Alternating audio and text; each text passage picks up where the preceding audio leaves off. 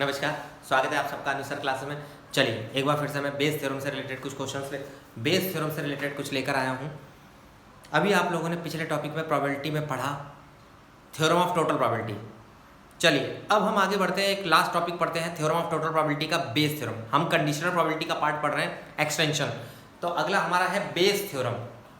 अब बेस ने क्या कह दिया था, जब मैंने थ्योरम ऑफ टोटल प्रोबेबिलिटी में आपको ये बोला कई सारे इवेंट एसोसिएट हों एक ही रैंडम एक्सपेरिमेंट से और उन सारे इवेंट्स में एक ऑकर्ड हो कॉमन इवेंट ए, तो उसकी प्रोबेबिलिटी अगर पूछ ली जाए तो कैसे निकालोगे। तो आपने थ्योरम ऑफ टोटल प्रोबेबिलिटी लगा दिया था। कैसे लगा दिया था? आपने सब में से ए की प्रोबेबिलिटी निकाली थी और जोड़ दिया था। अब बेस ने इसमें एक छोटी सी बात कंफर्म कर दी, पता है क्या? क्या प्रोबेबिलिटी होगी कि वो ए पर्टिकुलर इवेंट में है। यानी अगर मैं आपसे बोल दूं कि ए के होने की प्रोबेबिलिटी सेकंड इवेंट में से बतानी है या किसी पर्टिकुलर इवेंट में से बतानी है, तो क्या कहानी होगी? इसे कहते हैं बेस थ्योरम। यानी कि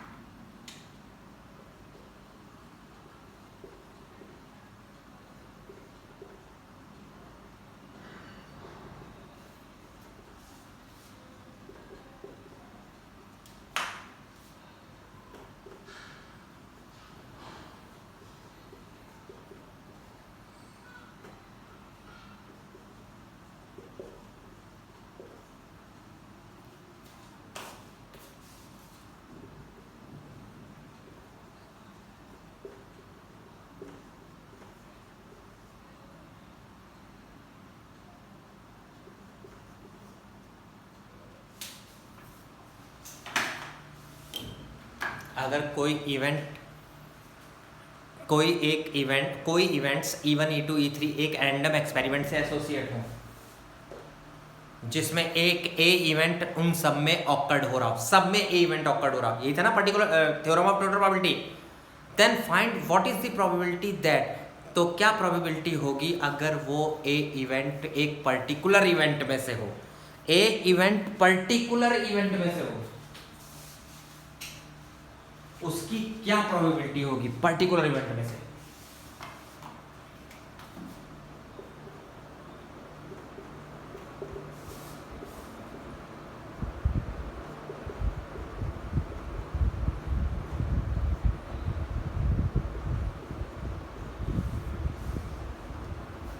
उस पर्टिकुलर में से ए की probability divide by total probability, theorem of total probability.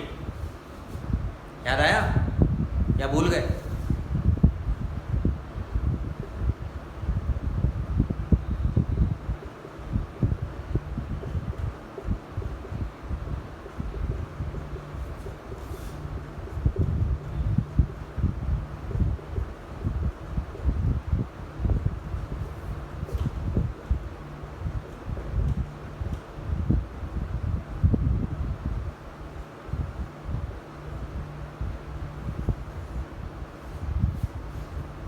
जिसको हम ये लिख सकते हैं,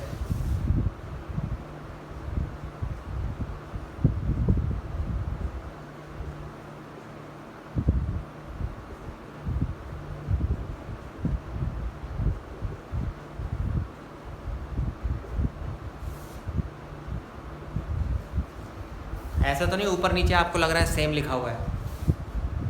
नहीं भैया, ऊपर अकेला है और नीचे सिग्मा है, सबका सम, थ्योरम ऑफ टोटल प्रोबेबिलिटी। ये बेस थ्योरम का कहना था।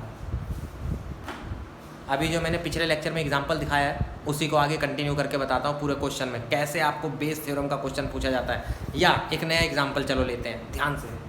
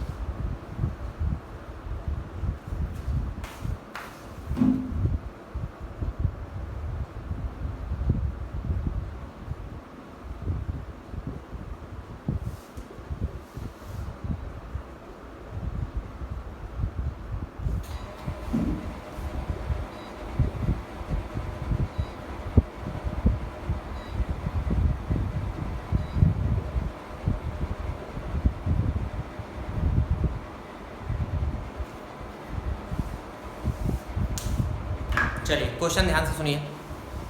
Bag 1 contain 5 red 3 black balls, bag 2 contains 3 red 5 black balls, bag 3 contains 4 red 4 black balls. A ball is drawn at random which is black in colour. एक ball randomly निकाली गई जो black colour की निकली। Find the probability that it is from second bag.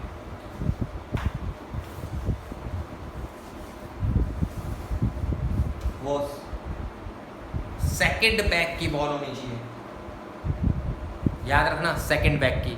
अब देखो मैं कैसे डील करता हूँ क्वेश्चन को।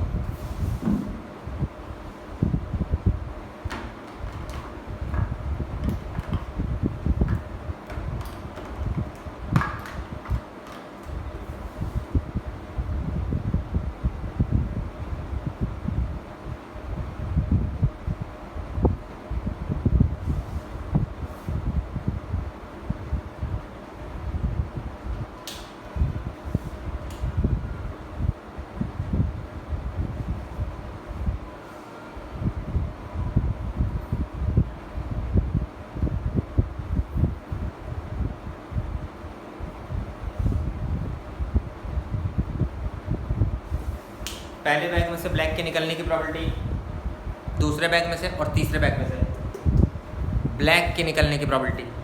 प्रॉब्लम ये है, पहले बैग तो सेलेक्ट कर लो कौन से बैग में से, ये तो पता नहीं है स्टार्टिंग में।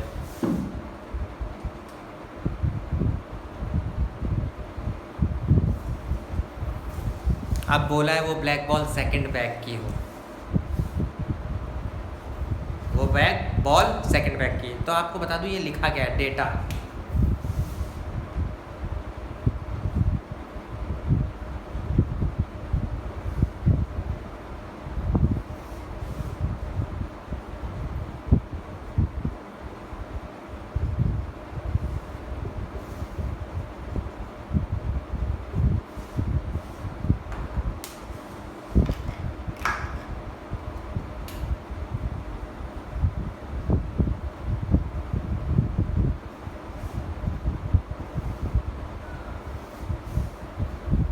ए जो है वो सिलेक्शन ऑफ ब्लैक बॉल है।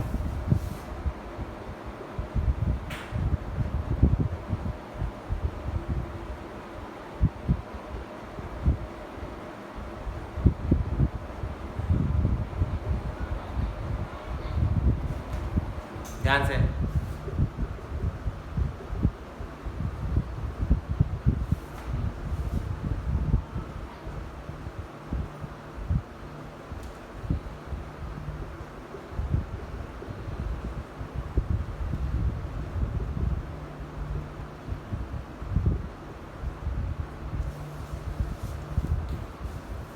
ध्यान से देख लेना।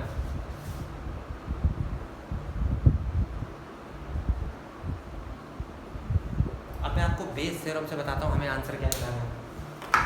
क्वेश्चन ने बोला था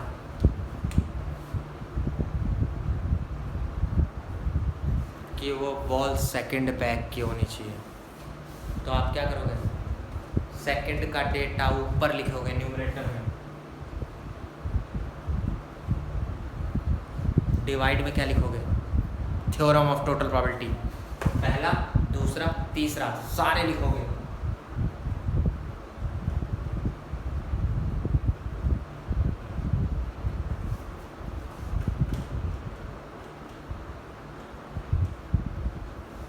लिख दिया था।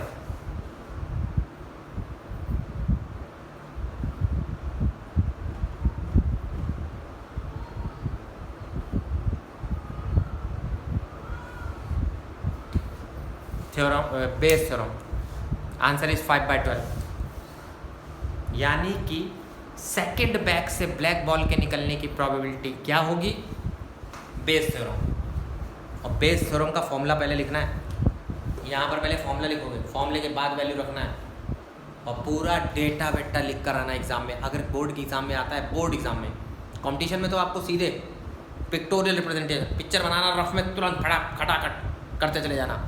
और ये बोर्ड एग्जाम में पूरा लिखना पड़ेगा, पूरी थ्योरी। प्रोबेबिलिटी की सबसे बड़ी यही दिक्कत है, कहानी बहुत लिखनी होती है, समझाना होता है। एक बॉल निकलने की प्रोबेबिलिटी ये होगी तो ये होगी, फिर फार्मूला लिख दो, फिर ज़बरदस्ती, वरना 1 सेकंड में आंसर आते हैं प्रोबेबिलिटी के। चलिए समझ आ गया ना बेस थ्योरम।